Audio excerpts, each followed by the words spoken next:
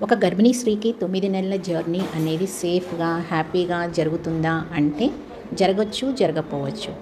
Morning సిక్‌నెస్‌తో suffer అయ్యేటప్పుడు వాళ్ళ బాధ ఇంత అంతా కాదు.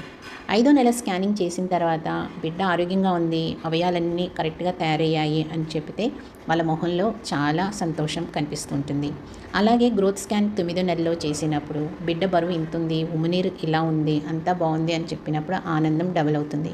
కానీ వాళ్ళకి ఒకే ఒకటి టెన్షను. డెలివరీ టైంకి డాక్టర్ అమ్మ ఉంటుందా? ఉండదా? అని. మేడం మీరు ఆ టైంకి ఉంటారా? మనం భరోసా ఇస్తాం తప్పకుండా ఉంటాము అంటే అదొక ఆనందం. అలాగే వాళ్ళు నొప్పులు వచ్చినప్పుడు మన దగ్గరికి వచ్చినప్పుడు మనం ఉండి డెలివరీ చేస్తే ఆ ఆనందం త్రిపుల్ అవుతుంది.